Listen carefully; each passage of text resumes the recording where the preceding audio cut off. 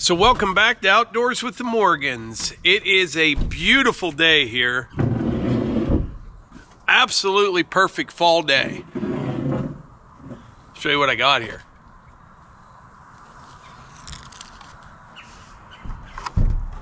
This is the elk I got in Colorado. Not a huge one by any means, but it's a nice elk. And to tell you the truth, I'm kind of glad, and I'll tell you why. My first elk hunt in Colorado, I didn't get anything. The second one, I got a small bull. I like to kind of progress as I go.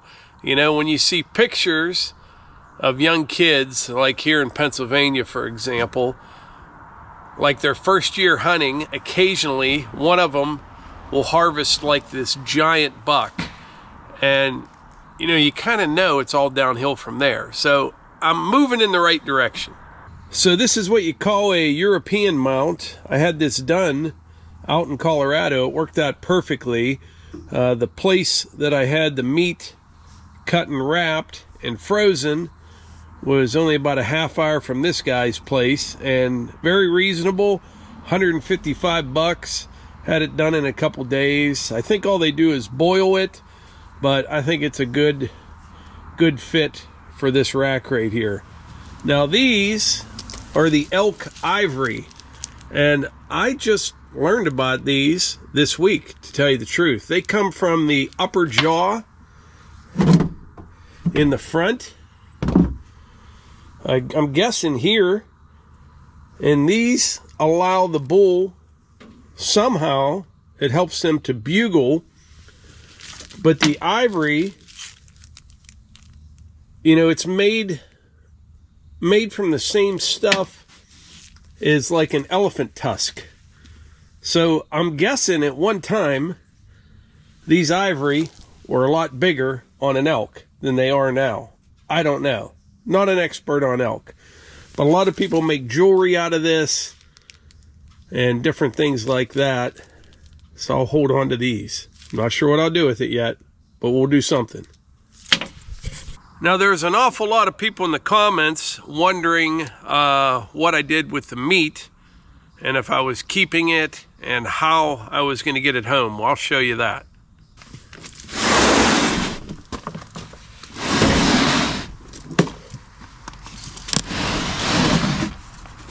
I used a couple big coolers and dry ice. Now, this meat, it's Sunday right now. Let me back up a minute. I shot this bull last Saturday, and I took it to a place out there to have it cut up. And they did a rush on it, and it was cut up and frozen. And I picked it up on Wednesday, this past Wednesday. So we left Colorado. Well, actually that place was in Utah, but we left there on Wednesday afternoon, and it is now Sunday. That day I loaded this up and the other cooler with dry ice, and then I made it until, yesterday I had to stop and buy more dry ice. But everything is frozen solid. I didn't have any problems at all, you know, coming back 22,000 miles or whatever it was. I'm moving a little bit slow today. I was feeling good last night when we got home, but I drove about 850 miles yesterday, went to bed late, got up pretty early this morning. The day before, we drove about the same distance. And I was planning on, you know, driving a little bit further that first day on the way back. But it got to be about 8 o'clock at night, 8:30. And I'm on Interstate 80. And we're driving. And this car up ahead of me, I don't know if the guy fell asleep or what, but he kind of wanders off the road. He comes back on. So you're kind of on high alert, you know. Next thing you know, I see a tractor trailer in front of me do the same thing. He's all over the road. And then beside me, I'm passing a car hauler, like one of those hot shots. He had 3 vehicles on his trailer, pulling it with a Dodge. And I could smell rubber for a while. and I look over, here his trailer tires, a couple of them are on fire, and he finally realized it. He's pulling off the road, so you got all this stuff going on.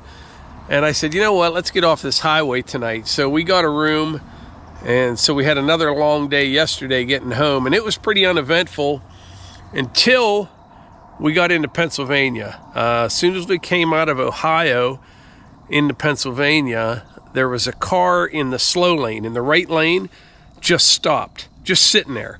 And that's a bad deal on a highway. And I saw it in plenty of time, and I moved over, slowed down. There's cars behind me. And as soon as I got up on it, I realized the front end was all smashed in. There's glass all over the road, and there was a whitetail buck probably 100 yards down the road that car had hit. It was a violent impact. It really was. And the rut has started here in Pennsylvania, that's for sure. When you start seeing them being hit on the roads, plus I've been getting a lot of video from out at the food plot out there. The bucks are starting to fight a little bit, and they're chasing doe, so it's definitely on right now. Tonight I may go out there with just my camera. Well, it's Sunday, we can't hunt here today anyway, and we'll see what's going on. But that food plot has been a huge success. It is all day, all night.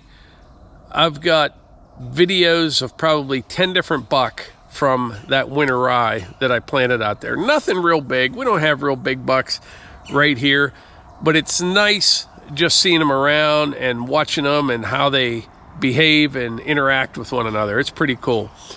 So right now I'm going to load up all this meat into the freezers, take care of that. We'll find a home for the rack, and then we'll probably head out to the food plot. I have some more winter rye seed. I may overseed it one more time. I can usually plant that stuff here where we live anytime from September until late October, early November. And what I'm trying to do is keep getting fresh growth, because the deer are just hammering it. I mean, they're eating it all the time, you know, so I'm trying to stay ahead of that, keep them happy, and keep that green out there. So that's the plan. This thing here is pretty heavy, so I think what I'll do is just kind of transfer it into the freezer in this little bin here. But yeah, a lot of meat.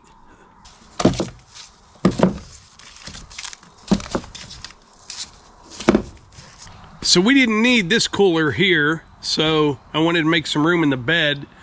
So for the trip home, I just put it up on the Diamondback cover there and ratchet strapped it tight to the headache rack. Well, we had everything all checked out, you know, everything secured, ready to go. And we pulled out of camp, and we drove about a half mile down the road, and I heard a big bang, and I thought the cooler fell off, and I didn't understand how it could. Here, what happened was there's a lid here, and it snaps down in there, and I think the way I had the ratchet strap on here, it put it under some tension, and it just came flying out of there. So we stopped, there's no one behind us, and we found this and just kept it in the bed of the truck and got everything home. Oh, and speaking of the Diamondback bed cover, it performed flawlessly. I really like this bed cover. It's nice and secure. You've got a lock up front, one back here. I think this would be very difficult to break into. Keeps everything nice and dry. And I would say it kept out,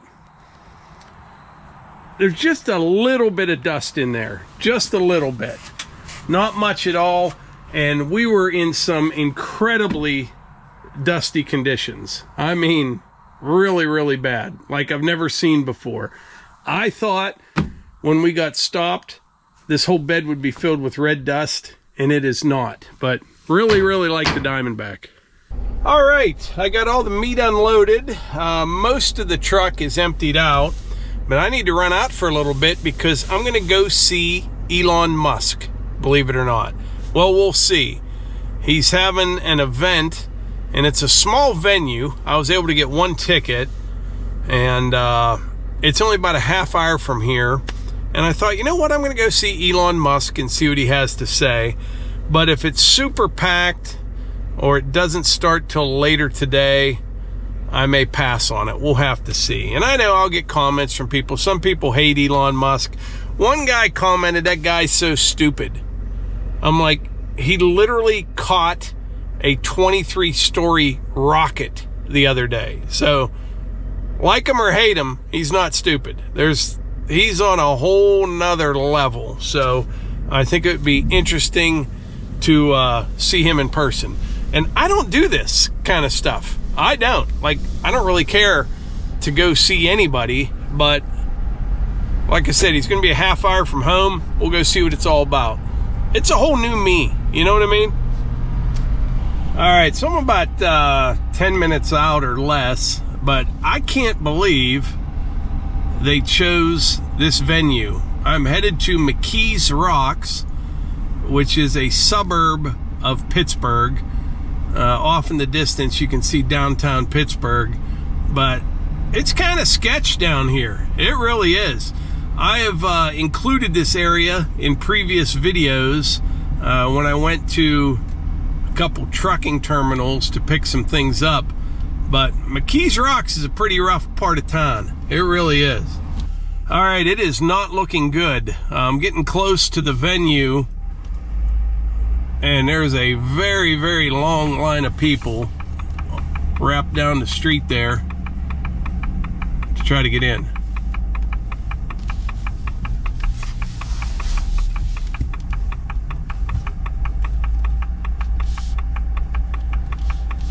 Oh my, there's a lot of people here.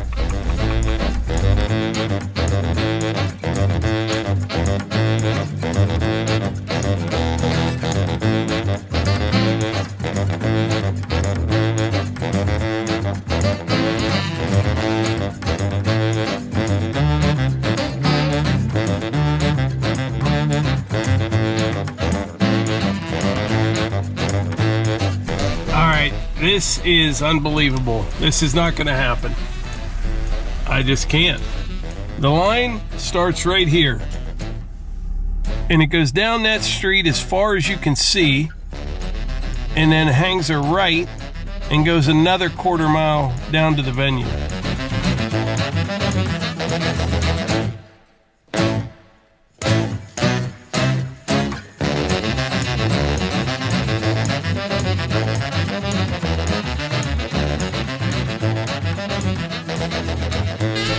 I had a feeling this was going to be the case. I didn't think there would be that many people there. I would like to have gotten in line, but I don't think the venue itself is big enough to hold the number of people that are in line. So with that being said, I think I'm just going to watch it on X. I do. I did see two people walking down the street. Everybody else was on the sidewalk, but two people walking down the street with Kamala Harris signs, and I just had to chuckle. I mean, that's fine, but do they really think someone's going to be like, oh yeah, that's going to change my mind, walking down the street with a sign? You know, I went to the Trump rally in Butler, Pennsylvania, which is near where we live, on July 13th, and you know, that's when the assassination attempt was, and somebody got killed, and you know, a few people got injured very badly. I was at that rally, and I wanted to go to the next one when he came back, but I was down at the cabin that day, and there were so many people there. I was getting reports from people that I know, and I was on my way home. Melissa was at a wedding shower, and it just didn't work out. I said, I kind of really wanted to go. I did, and Elon Musk was there, and I didn't make it, and now I'm down here, and I just wanted to see what Elon said, and I can watch it on X, but I think I have an idea. I do. I have an idea, and against my better judgment, I'm going to do something. You're going to see this video, today's video, on Tuesday, but on Thursday, I'm going to have a special video. I'm just going to do it. I'm going to do it. So, yep, Thursday. All right, so I just got back to the house, but I wanted to take a minute just to show you how beautiful it is. The leaves are turning pretty nicely this year, and it's funny, You know, Melissa and I were just visiting some of the most beautiful places in the country, but these fall colors, they're hard to beat. They really are. Just a beautiful day today.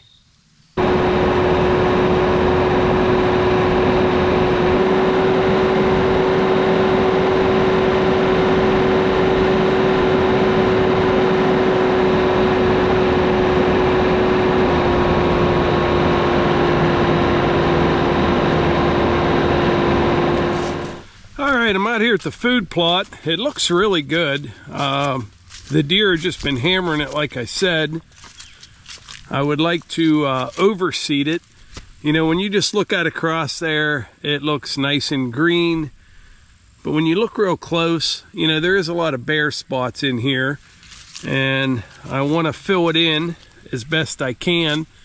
And this will be like the third phase of seeding. So in other words, I seeded it once, it started growing up.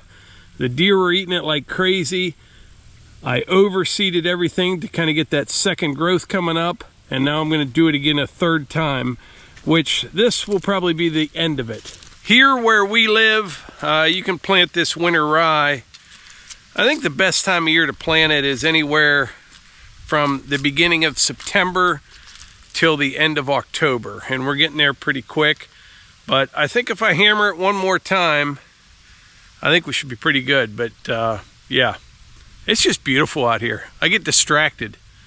Like, I wonder if it was this nice year round with the leaves, the temperature, the sunshine, if you would appreciate it as much as you do now. You know, as much as I do now, I should say. I could just stand here all afternoon. I think what I'm going to do, though, is get this done. We're going to run over to the sawmill for a little bit. Then I may come back out this evening and sit in the mini cabin there with my camera and see what we see.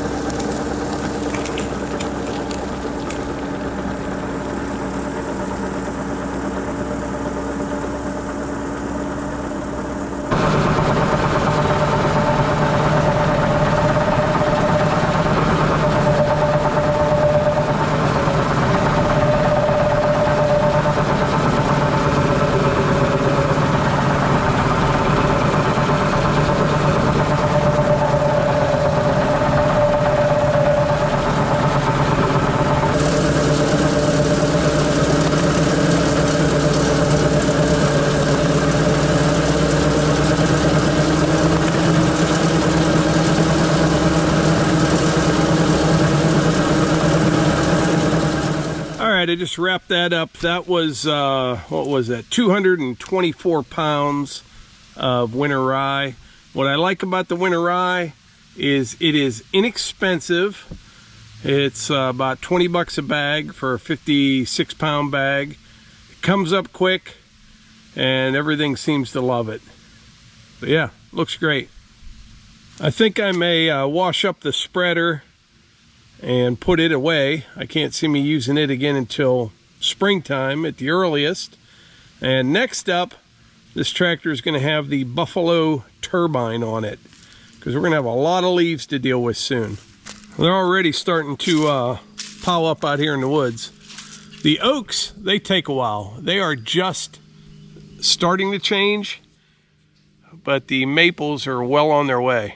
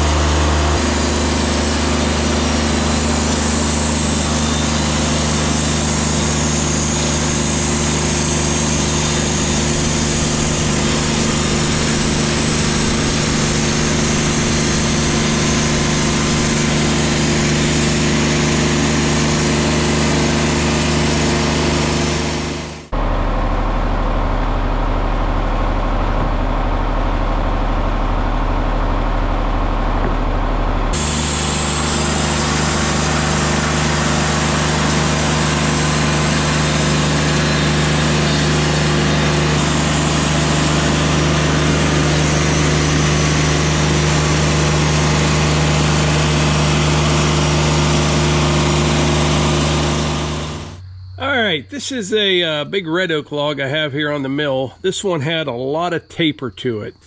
In other words, this end right here was probably about 34 inches in diameter. That end down there was about 24. So what I'm going to do with this one, tomorrow when Levi gets here, we're going to saw a bunch of stickers out of these ones right here, 1, 2, 3. And then we'll be down to all good clear wood, no bark or anything. And then we'll get a bunch of nice 1x12s out of this.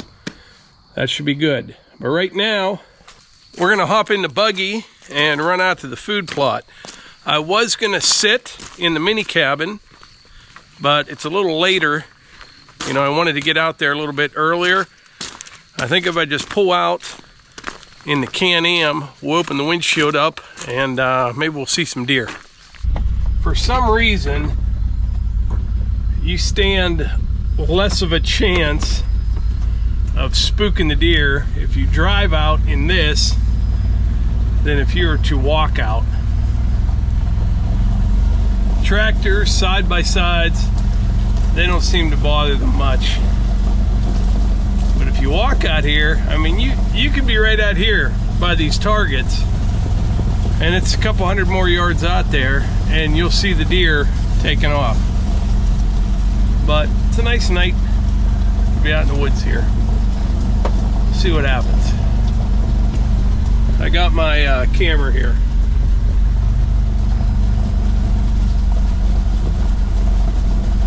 I don't see any out there yet, so that's good. They haven't come in yet. We'll just kind of park back in the corner somewhere. Look how beautiful it is. Just love this time of year. Love, love, love it. I just saw a few over there. I was just saying how this doesn't spook them. They're running down that way. They might have just been coming in, but we'll just hang out and see. Okay, there's one over in the woods there, just starting to make its way out. I think it's a doe. She's a little nervous. I've only been out here 5 minutes.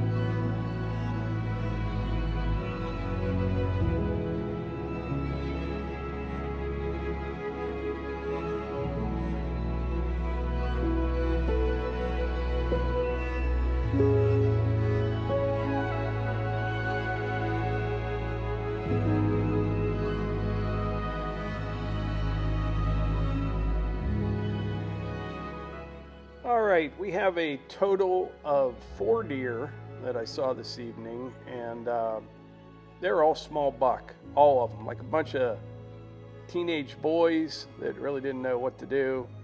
But I think they're out here in the field waiting for the doe, and the doe did not show up.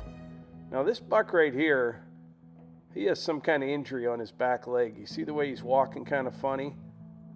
I don't know what happened to him. Could have been hit by a car or something like that. I'm not sure.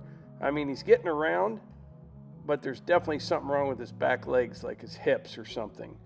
But yeah, 4 small buck. One was a half rack, spike, and there's the half rack again. But we might try again tomorrow night, see what else we have out here. But yeah, it's pretty cool. All right, it is first thing in the morning. I got my truck all cleaned out. I got all the hunting stuff out, and we're gonna transform from hunting mode back into work mode. It needs a good bath. I'm gonna take care of that now. It's got about 4,500 miles of bugs smashed on the front end. It's just pretty filthy. So we're gonna get her cleaned up, and then I need to hook up to the trailer and go pick up the Vermeer my mini skid. It is at the dealer.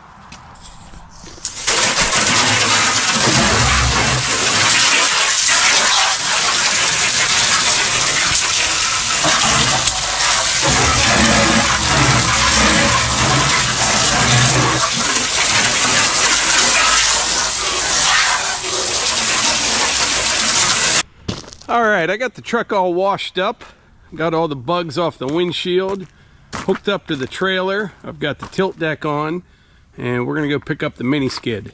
So I mentioned the other day I had a few issues with my Vermeer mini skid.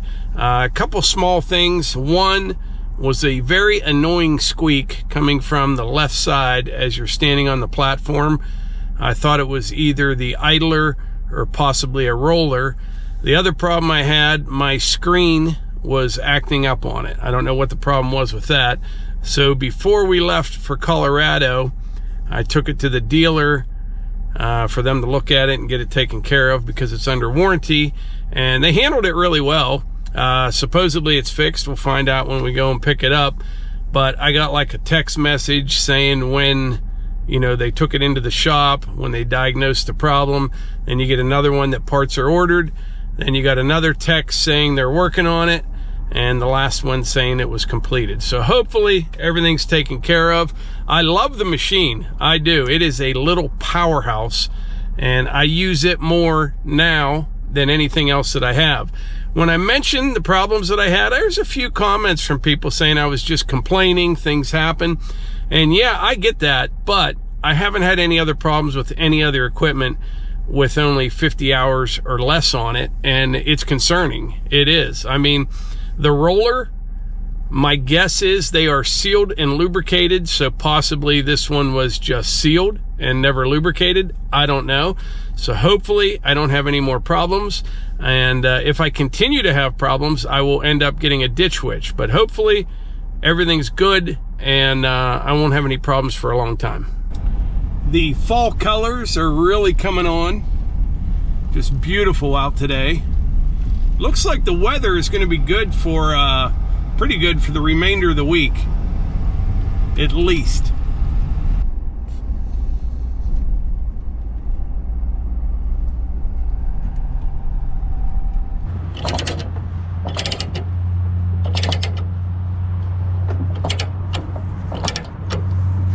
All right, got her all loaded up, ready to go. So the dealer did a great job at diagnosing and communicating and fixing everything.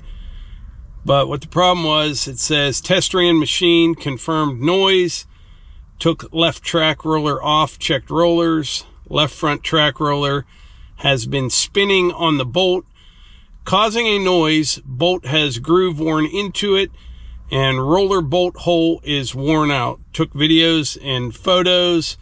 Problem was possibly the bearing wasn't pressed in correctly at the factory, maybe. I don't know. But it's not squeaking, and it appears to be fixed. So that's good. I missed this little machine. I did. I love this thing.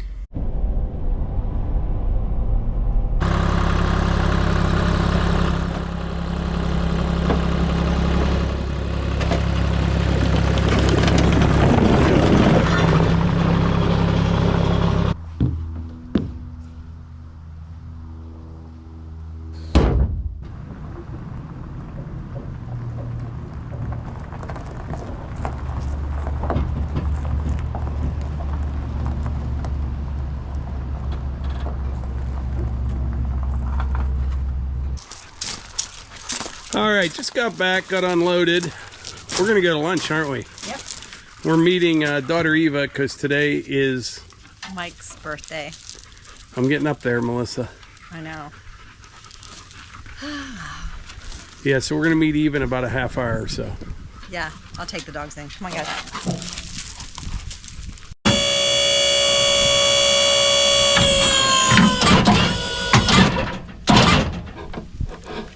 Highly recommend a hydraulic jack on a trailer. Never ever thought it was like needed until you had one. It's incredible. Just so quick and easy to hook up and unhook trailers. Oh, something else they replaced on the mini skid. This unit right here, the whole screen was acting up, and they said it was bubbled up a little bit, allowing moisture to get in there,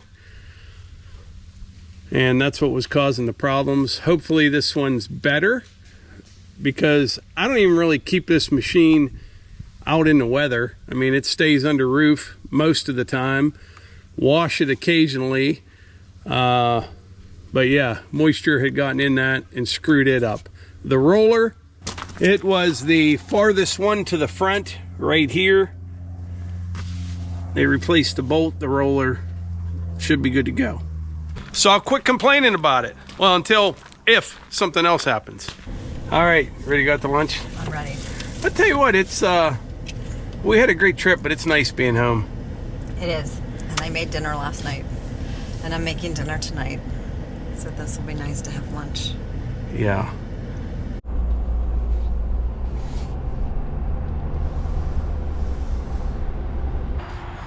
So Eva came down from college for a birthday lunch. Yep. You know how old I am, Eva? Old. Old. 58. Something like that. Do you want to, let's go get some lunch. Let's do it.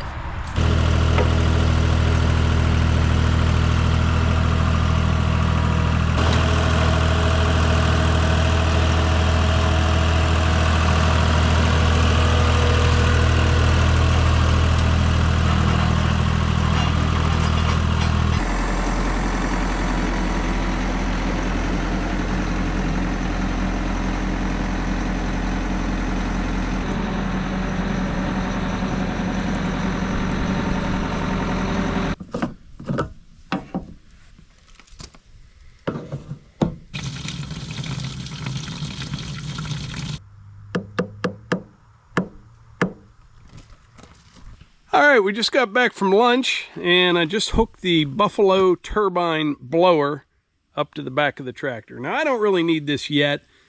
The leaves are just starting to hit the ground, but I want to run this thing again. I do.